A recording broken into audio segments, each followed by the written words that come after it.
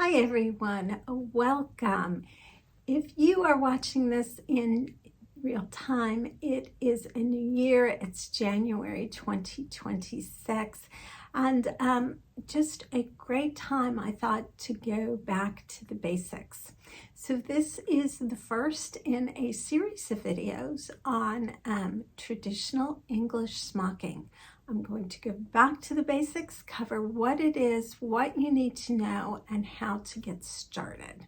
But first, if you are new here, let me introduce myself. I am Lisa, the owner and the designer behind Pink Holly Bush Patterns, a line of patterns for children's garments, most of which contain an option for smocking. But I also sew for myself and my two adult daughters.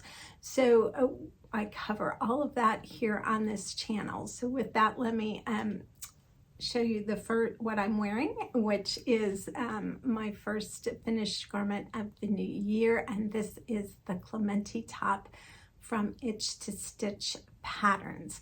This was actually part of my fall sewing plans, which unfortunately I didn't get finished. If you are interested in that, I will link to that video above and below as well.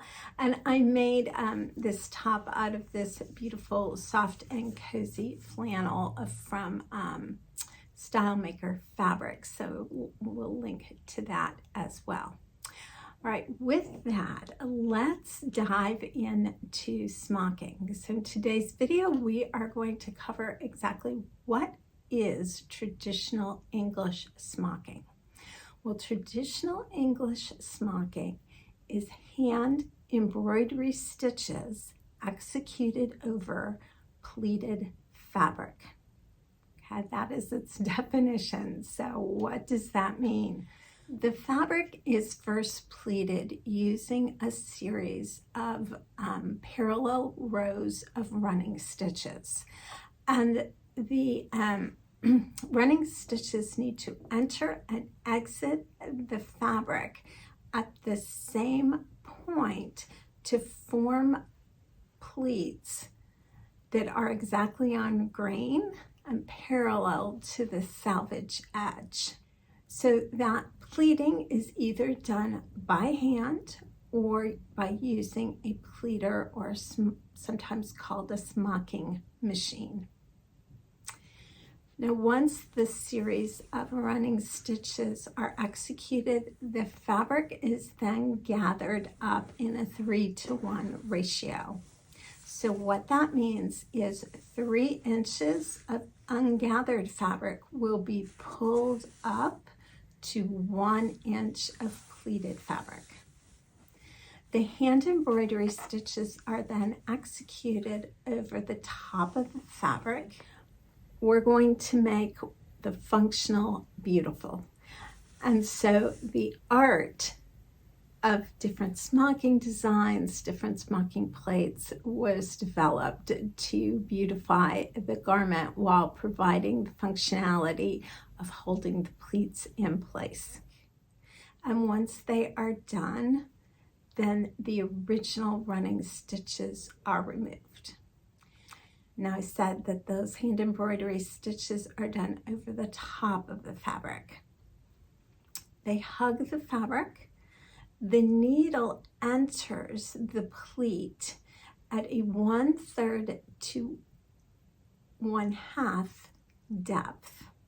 In other words, the needle doesn't go all the way to the valley or to the bottom of the pleat, but it's going in at just that 1/3 to 1/2 depth, so that the stitches remain on the top of the pleats. And that's very important, and I'll explain why in a minute. Now, you may be thinking, why on earth would we want to do this? And why on earth did somebody come up with this? What is the purpose? Why wouldn't you just embroider on plain fabric? Well, there were a couple different purposes. So first of all, traditional English smocking began in England in the Middle Ages. and it accomplished two amazing things. The first one was it was a way to form the fabric, to manipulate it, and to form it to the body.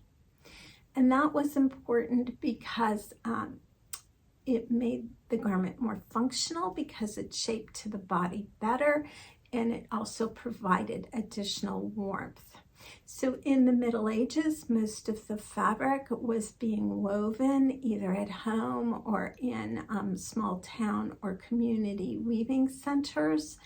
And garments were made at home, and there was not the cutting of pattern pieces like we know today. Instead, they were working with just rectangular strips of fabric. Shapes were very simple, but the more you could form it to the body, the more warmth you would give. So where the fabric was pleated, that was more layers of fabric, so that provided more warmth. But where it was shaped and was closer to the body, that also provided more warmth. So for example, if you used smocking at the wrist or at the neck, both of which were two popular places to use it, you were using those pleats to pull that sleeve in at the wrist, which was going to make the garment warmer. You were using those pleats again at the neck line to pull that in and make the garment warmer. You didn't have all the cold air going right up your sleeve or right down your neck. But the second thing that the smocking did that I just find really fascinating is that because those stitches are executed just 1/3 to halfway down the pleat, the smocking is elastic. So in a time before you had elastic thread or elastic, like I do here that you can put in your sleeve, right? This was a way of pulling that garment in close, but it could still stretch. So you could do smocking at a sleeve to pull it in and keep it warm, but your hand could also fit through it because it would stretch when you went to pull the garment on to allow your hand through it. Same thing at the neckline. So if you didn't have fastenings, if you didn't have to take the time to do buttons and button openings, instead you could have the smocking and just pull it on because it would stretch to allow your head or your arm through. So extremely clever. Now I have been talking about traditional English smocking. There are some other forms of smocking that you might hear of, such as Canadian smocking, North American smocking, counterchange smocking. So all of those are forms of fabric manipulation. In Canadian or the North American smocking, and those two are sometimes used interchangeably, you are not pre-pleating the fabric. Instead, you are gathering it up as you go. It doesn't have that same 3-to-1 ratio. But the smocking that you are probably familiar with, the smocking that you see on children's garments and that make those cute, wonderful, adorable pictures on toddlers, that is traditional English smocking.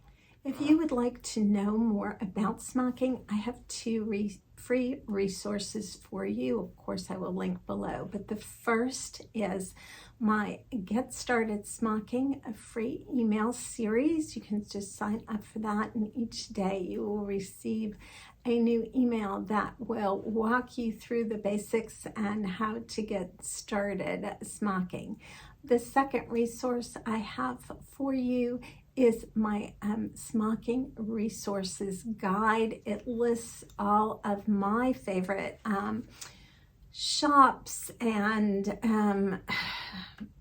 fabrics, needles, all of the different resources that I use in my smocking practice. So I hope you will grab one or both of those. And if you are interested in smocking, please make sure to like and subscribe. I will be back next week and we will be talking about that pleated fabric and what you need to know about it and resources where you can find it. Happy smocking.